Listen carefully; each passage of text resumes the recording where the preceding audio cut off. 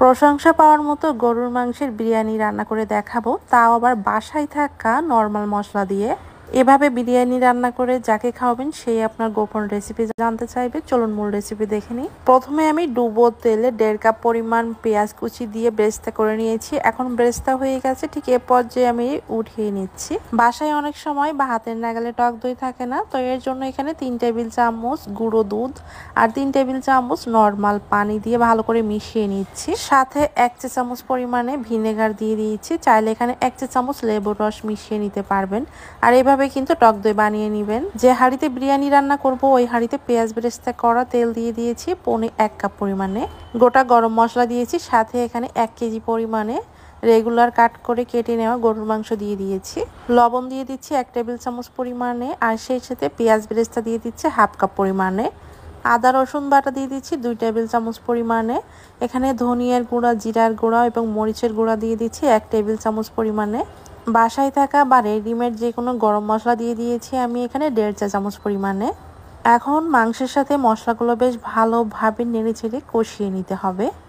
আজকের এই বিরিয়ানি রান্নাতে আমি কোনো প্রকার বাইরের বিরিয়ানি রেডিমিক্স মশলা ব্যবহার করব না। আর এখানে আগে থেকে যে হোয়াইট ভিনেগার মিশিয়ে রাখা দুধটা দিয়ে দিচ্ছি, আর এটাই কিন্তু টক দই। আমি যখন ঝটপট বিরিয়ানি রান্না করি, হাতের নাগালে টক দই থাকে না, তখন কিন্তু ঠিক এভাবে করে টক দই বানিয়ে রান্না করি। তো এখানে মাংসটা আমি বেশ কয়েকবার নেড়েচেড়ে মশলার সাথে কষিয়ে নিয়েছি। এখন ঝোলের জন্য পানি দিয়ে দিচ্ছি। এখানে ফুটন্ত গরম পানিটাই দিতে হবে। চুলার আঁচ একদমই কমিয়ে আমি ঘড়ি ধরে প্রায় 40 মিনিটের মতো রান্না করেছি, আর এর মাঝে মাংস কিন্তু অলরেডি সিদ্ধ হয়ে গেছে। এখন আমি এই মশলার সাথে যে মাংসটা আমি আলাদা করে নিব এবং মশলা তেলগুলো আলাদা করে হাঁড়িতে রেখে দিব। মাংসগুলো কিন্তু আমার সব ওঠানো হয়ে গেছে। আগে থেকে 4 কাপ পরিমাণ কালিজিরা পোলাওয়ের চাল ভালো করে ধুয়ে পানি ঝরিয়ে নিয়েছিলাম, সেটা মশলার সাথে দিয়ে ভালো করে আমি কষিয়ে নিচ্ছি। চালটা যখন ভাজা ভাজা হয়ে যাবে, নিচ থেকে পোড়া লেগে আসবে, ঠিক তখনই এখানে ফুটন্ত গরম পানি দিয়ে দিব। 4 কাপ পরিমাণ চালের জন্য এখানে 8 কাপ পরিমাণে ফুটন্ত গরম পানি দিয়ে দিতে হবে। এরপর চালের জন্য লবণ দিয়ে দিলাম। এখন আমি নেড়েচেড়ে মিশিয়ে ঢাকনা দিয়ে ঢেকে রেখে দিব। পানিটা অনেকটাই কমে গেলে এরপরে কিন্তু নেড়েচেড়ে ভাতটা উল্টে পাল্টে দিতে হবে। সাথে এখন উপরে দিয়ে দিচ্ছি আমি কাঁচামরিচ, আর এটা হচ্ছে কিন্তু আস্ত কাঁচামরিচটা দিয়েছি। মাংস উঠিয়ে রেখেছিলাম সেটার পুরোটাই দিয়ে দিচ্ছি।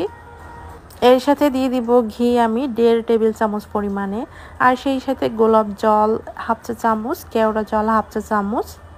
এখানে এক্সট্রা আমি আর কোনো মশলা ব্যবহার করিনি। আর হাতের নাগালে যদি বিরিয়ানির মশলা থাকে তাহলে সেটা দিতে পারবেন। এরপর উল্টে পাল্টে আমি উপর দিয়ে পেঁয়াজ বেরেস্তা দিয়ে এখন ঢাকনা দিয়ে ঢেকে রেখে দিব। এই সময় চুলার আঁচটা একদমই কম আঁচে রাখতে হবে, মানে সর্বনিম্ন লো আছে। নিচে একটা তাওয়া বসিয়ে আমি এটা 20 মিনিটের মতো রেখে দিয়েছিলাম। ঢাকনার কোনো ছিদ্র থাকলে অবশ্যই আটকে দিতে হবে। এরপরে এই যে 20 মিনিট পরে আমি ভাতটা উল্টে পাল্টে নিয়েছি, আর এখানে কিন্তু পারফেক্টভাবে রান্না করা হয়ে গেছে। এভাবে গরুর মাংসের, খাসির মাংসের বা মুরগির বিরিয়ানি রান্না করে দেখবেন, একদমই রেস্টুরেন্টের মতোই স্বাদ আসবে। হাবিজাবি কোনো প্রকার মশলাও কিন্তু আমি ব্যবহার করিনি। আর এই রেসিপিটা যদি ভালো লেগে থাকে অবশ্যই শেয়ার করে দিবেন। অনেকেই আবার ঘিয়ের ফ্লেভার পছন্দ করে না, তারা চাইলে এখানে ঘিটাও স্কিপ করতে পারবেন। তো এখানে এই যে আমি একটা সার্ভিং বলে নিয়ে নিয়েছি। আশা করছি পুরো রেসিপি ভালো লেগেছে। সবাই ভালো থাকবেন।